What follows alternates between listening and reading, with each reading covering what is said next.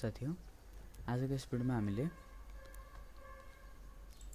Autodesk Maya मा यस्तो टाइपको लाइट बनाउन सिक्ने छौं स्ट्रेट लाइट।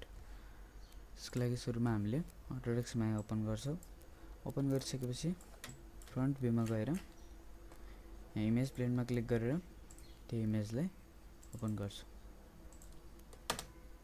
स्केलिङ टुलले स्केल गर्छौं।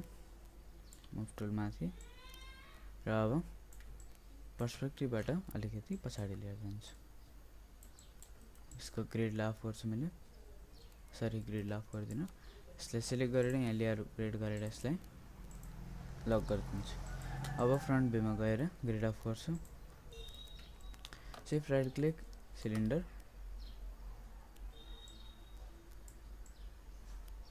सिलिन्डरलाई रोटेट गरिदिन्छु यो side.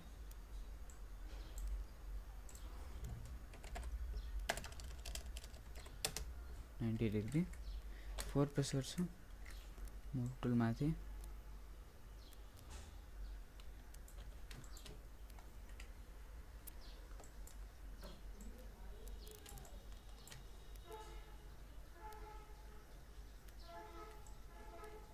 Sorry scale move tool अलिकति साइड भर्टेक्स मोड माथिको सबै सिलेक्ट तल लिएर आउँछु यसरी।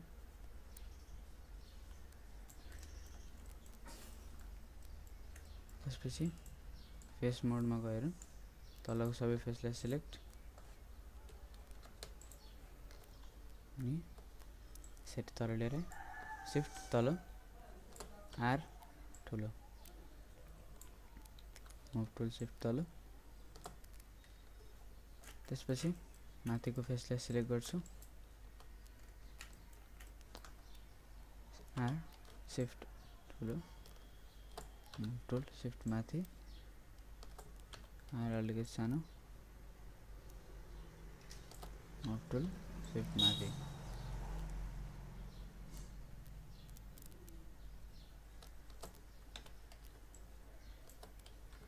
मुभ टुल अनि अलिकति माथि Ctrl Z R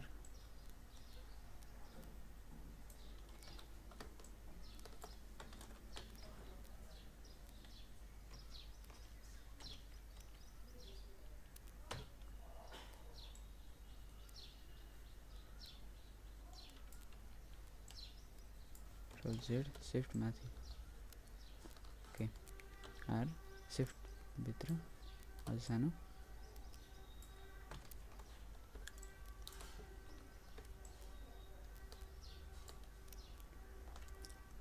यसरी मैले यसलाई माथि लिएर जान्छु। कन्ट्रोल जेड सरी अलि सानो बनाउँछु यसलाई।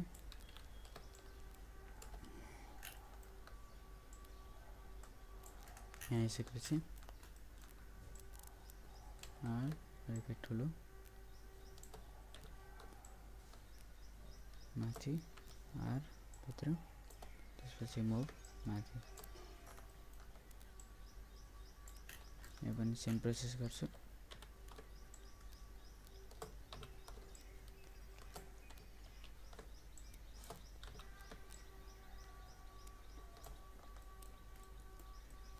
अब यति गरिसकेपछि यसलाई चाहिँ मैले फुल माथि लिएर जान्छु यसरी। यहाँ आर ठुलो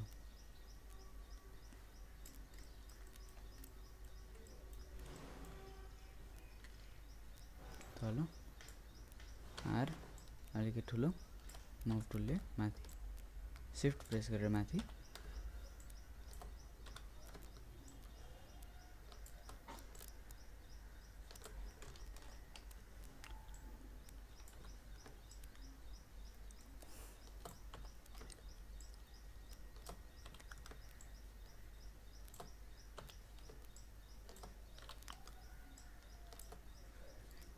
त्यस्तै गरी आफ्नै डिजाइन बनाउँदै जानुस्। सेम बन्नुपर्छ भन्ने पनि छैन।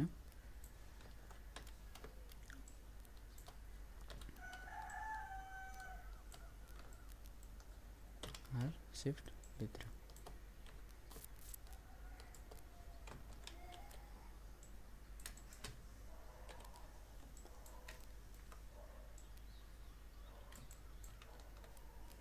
मुभ टुल माथि यसरी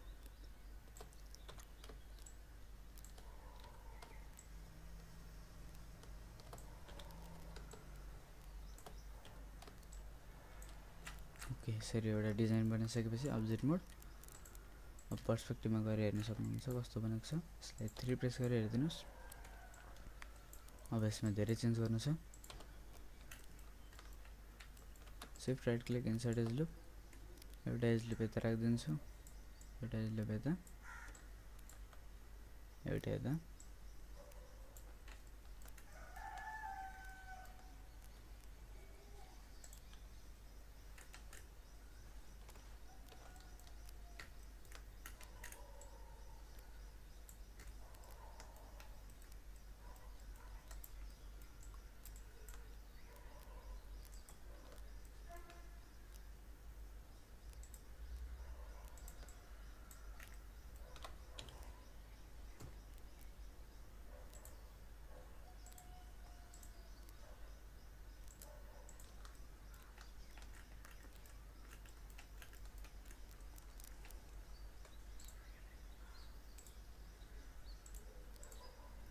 यसरी एज राख्दै जानुस्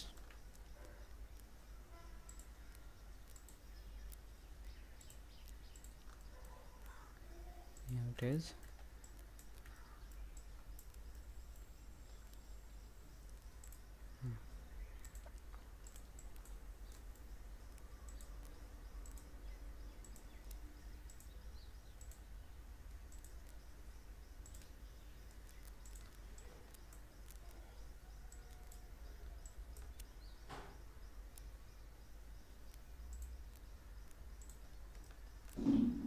series राखेर भइसकेपछि यसलाई एकपटक 3 प्रेस गरेर हेर्दिनु होला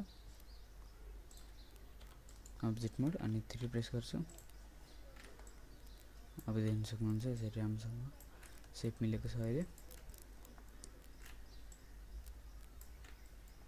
त्यसपछि अब यसलाई सिलेक्ट गरेर 1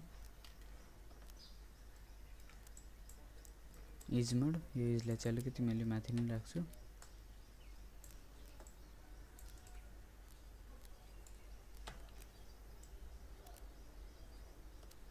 यसरी सेप मिलाइदिए 3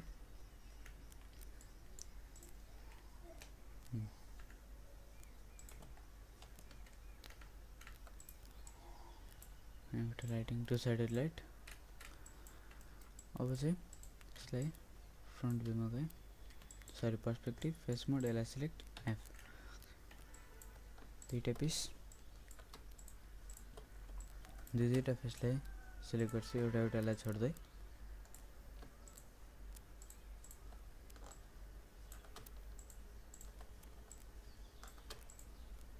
त्यसपछि डिलिट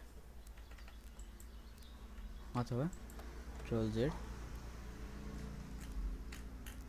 यति पार्टै मैले कलर दिन्छु फङ्गी राइट क्लिक लास्टको यहाँबाट कलर दिनुस् व्हाइट अनि तलबाट ट्रान्सपेरेन्सीलाई बढाइदिनुस् त्यसपछि राइट क्लिक इन्भर्स सिलेक्सन अरु सबैमा